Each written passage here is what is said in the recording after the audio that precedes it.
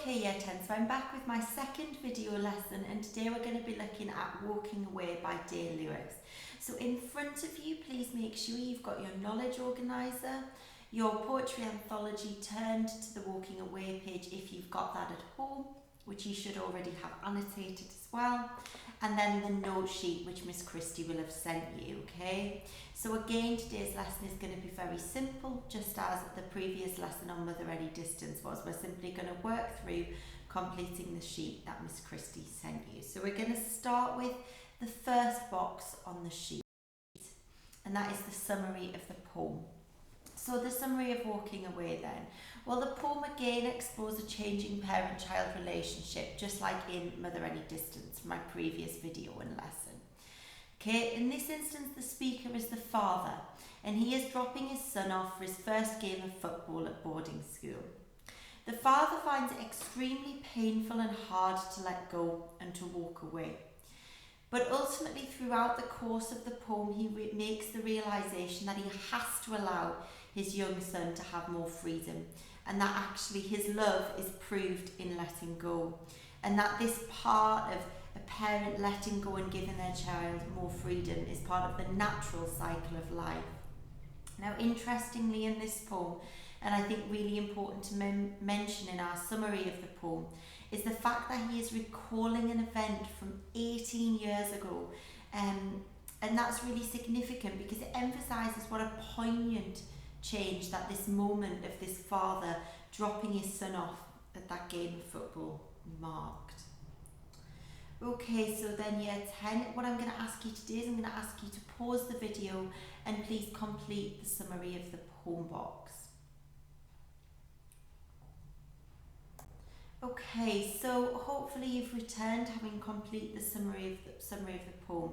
And now we're going to go on to what we know again is that most important section, that unmissable quotations. And we know that the imagery, the symbolism and the language used in poems most definitely forms the main body of our essays.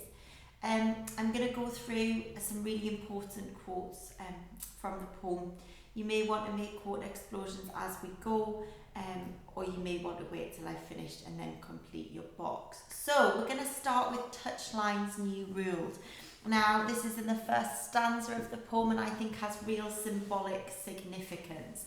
So the touchlines seem to symbolise the new boundaries and the new barriers that the father is facing in that parent-child relationship. In one sense, they seem to symbolise and represent a physical distance that is growing between the father and son, a physical barrier that the father must adhere to now. They seem to symbolise these new rules, but also how he cannot be overly close to his son. He must not cross over or cross the boundaries of being overprotective.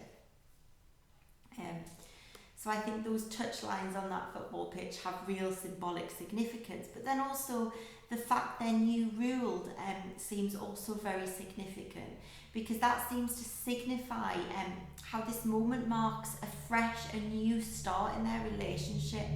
And again, coming back to how monumental and poignant this change was, this really was the beginning of something new for that father.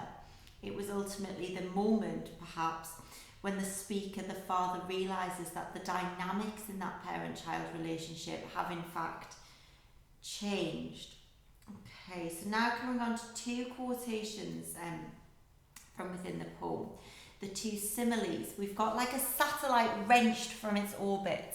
But then later in the poem in stanza 3, we've got like a winged seed loosened from its parent's stem. Now, if we take the first simile, like a satellite wrenched from its orbit to begin with, I think this actually portrays a very unnatural image. And I think that perhaps reflects the speaker's initial view that the separation was painful and strange. It perhaps reflects the speaker, the father's own belief that the parent-child relationship should be physically and emotionally closed, and he can't come to terms with the fact why his satellite was wrenched from his control. Perhaps if we imagine the son is the satellite, why is he being wrenched from his control? And I think that's really significant. Perhaps he feels he can no longer protect his son, and that seems to him to be somewhat unnatural. And of course, we've got that verb wrenched, and that's a very powerful verb. To me, it seems to signify an unnatural, painful separation, almost like an injury. And it conveys the idea of that father's suffering. And I think we should know at this point, year 10, that actually there are a pattern of these emotive and powerful verbs used throughout the poem we have that it gnaws at his mind still. And I think they're used to evoke that really strong sense of pathos for the father and emphasise the physical sort of pain of this change. But importantly, by stanza 3 we do have this natural imagery in the simile, and that is a stark juxtaposition to the imagery used earlier in the poem. We've got this idea that this separation now is like a winged seed loosened from its parent stem. And the natural imagery throughout the poem, not only in this quote, is very important as it emphasises this idea that this natural change, this parent-child relationship changing, is very natural. And I think it conveys Day Lewis's didactic message that it is natural to let go, and therefore we have to let go. It is a cyclical part of life. And I think this simile sums up that it's a cyclical part of life for all forms of life, even plants, because if that seed on that plant was not loosened from its parent, then new plants wouldn't grow. And that's emphasising the necessity of the change, I think. Perhaps like plants, we also have to let go. But note also that verb loosened, okay? That has very different connotations to wrenched. And it to me seems to suggest that yes, the son has to be loosened from his father. Yes, that separation has to in part occur. But actually, they remain some way connected. If you're just loosened from something, you're not totally separated or distanced from it. Okay, now we've got the hyperbolic metaphor here, into the wilderness. Of course, we know that's a metaphor. His son is not really going into the wilderness. He is simply going to play football with his friends at boarding school. And of course, it's hyperbolic. It's this idea that it's so much worse than it really is for the father. But of course, that in itself reflects the significance of the change for the father. It reflects his fears at the dangers his son is going to face. And we've got this idea earlier in the poem that his son is like a half-fledged thing. And that quote, I think, is really important because that reflects that he just does not feel his son is ready for these changes. He does not feel his son is able to deal with and manage these changes, perhaps. And that adds to this sense of worry. But of course, I love this quotation mainly for the word wilderness. And well, what are the connotations of wilderness? I think they're both natural and dangerous. The connotations of the word in themselves almost starkly juxtapose each other. You've got the idea of wilderness as being somewhere dangerous where you have to fend for yourself, almost survival of the fittest. There's no protection. But then you've got the connotations of wilderness which are very natural, and the beautiful wildlife that is out there, and this natural world where everything's as it should be, and sort of natural order is maintained. And I think that sums up this almost conflicting emotions of the father, in that he knows it's natural he has to let go, but he's so scared about the dangers that his son may face out there. And of course, we've got the didactic message of the poem that's emphasised in that conclusive final line. And I don't think, although we're not going to analyse it in as much detail, I don't think we can move away from this didactic message, and certainly not in our unmissable quotations section. We know that Day Lewis's didactic message for parents in particular, but for other relationships too, that sometimes to prove our love, we have to let go. And that didactic message, that conclusive final line, is what we must keep coming back to.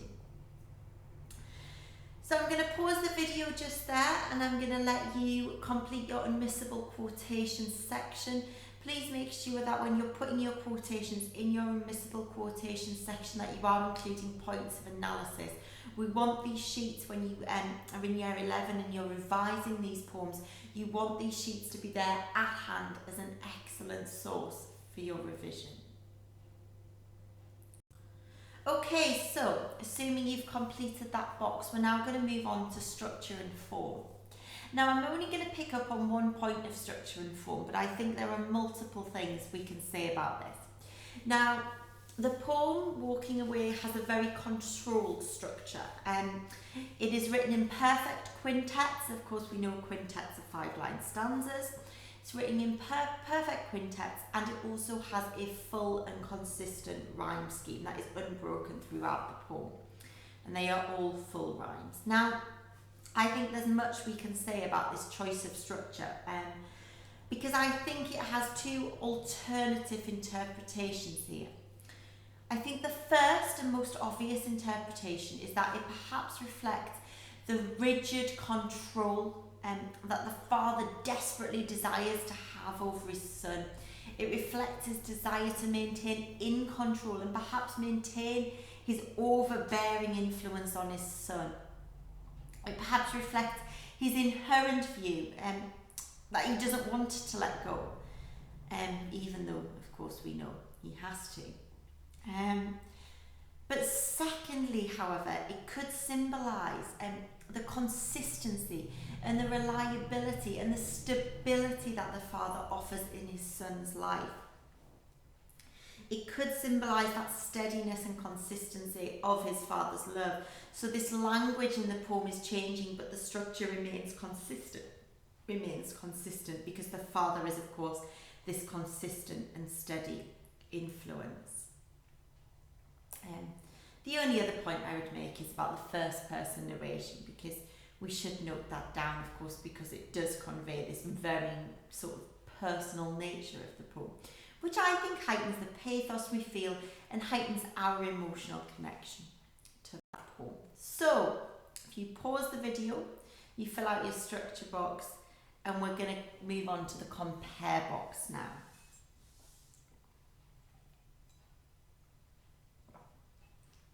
So, in the compare box, okay, again, as I said in my previous video, you can compare these poems pretty much with any parent-child poem from the cluster. But again, as I said yesterday, my choice would be Mother Any Distance, and I think it's a perfect choice for Walking Away, because both poems convey the idea that parent-child relationships, when they change, it causes anxiety and worry. It causes this almost painful separation. However, both poems equally explore the idea that you have to let go, and that the relationships themselves cannot remain rooted in love, and they cannot survive, okay, if we do not let go. It is necessary and natural for distance to grow, but that does not mean that love is in any way lost. So, of course, you can add other poems. You can use your notes from your books, your anthologies, add other poems into that compare section, but my recommendation would be Mother Any Distance. Of course, Follower, you can look at the cyclical nature of the parent-child relationship in that, and how change again is painful but necessary, but of course a different type of change and at a different time of life. But my choice would be Mother Any Distance. So if you want to pause, oh, I've made a typo just there. That should say pause the video and complete the compare with box, not the structure and form box. Okay then, year 10, final slide and our final box. I think we can sum up Day Lewis's didactic wider message in that basically the love is proved in the letting go. But I've got some bullet points here to sort of expand and develop on that. Parents must let go. And they must allow their children the freedom, sometimes at the expense of their own pain at the parting. Giving children freedom is a necessary and natural part of life. And please keep coming back to the idea that Day Lewis makes the realisation that this is a natural part of life. And of course, the only way we can sometimes truly prove our love is by letting go. But it is not that we are letting go to lose the relationship. It is that we are letting go to strengthen the relationship and ultimately to prove our love. Okay, thank you Year 10. Okay, hopefully that's helped you complete the sheet, and I will be back with more videos and lessons.